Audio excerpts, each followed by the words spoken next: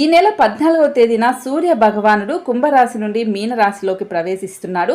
దీని కారణంగా 15వ తేదీన 2 గ్రహాలు అనేది 24 గంటల వ్యవధిలోనే తమ స్థానాలను మార్చుకోవడం అనేది జరుగుతుంది. ఇలా చాలా అరుదుగా 24 గంటల్లో 2 గ్రహాలు స్థానాలు మారడం జరుగుతూ ఉంటుంది. దీని కారణంగా 3 రాశులకైతే అద్భుతంగా ఉంటుంది. కని విని ఎరుగని రీతిలో వీళ్ళకు సంపద అయితే వస్తుంది. మరి ఆ రాశులు ఏంటనేది చూద్దాం.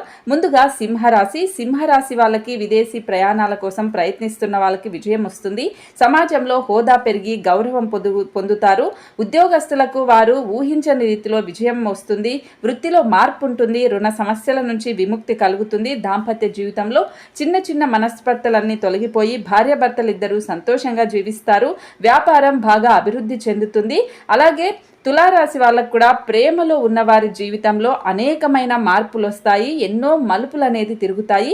కుటుంబంలో సంతోషం వెల్లివిరుస్తుంది. వ్యాపారం చేసేవారికి అనేక మార్గాల నుంచి డబ్బు ప్రవాహం ఉంటుంది. ఉద్యోగస్తులకు ప్రమోషన్స్ వస్తాయి. దీర్ఘకాలికంగా వేధిస్తున్న సమస్యల నుంచి బయటపడతారు. ఆధ్యాత్మిక కార్యక్రమాలపై మొగ్గు చూపి కుటుంబ సభ్యులతో కలిసి తీర్థయాత్రలకు వెళ్తారు. వ్యాపారస్తులకు మంచి లాభాలు కూడా ఉంటాయని చెప్పాలి. ఇంకా చివరిగా మేషరాశి వాళ్ళకు కూడా కొంతకాలంగా ఏ దారిలో కూడా నిలిచిపోయిన పనులన్నీ మళ్ళీ వీళ్ళకి డబ్బులు చేతికొస్తాయి. దీనివల్ల మనసు సంతోషంగా ఉంటుంది.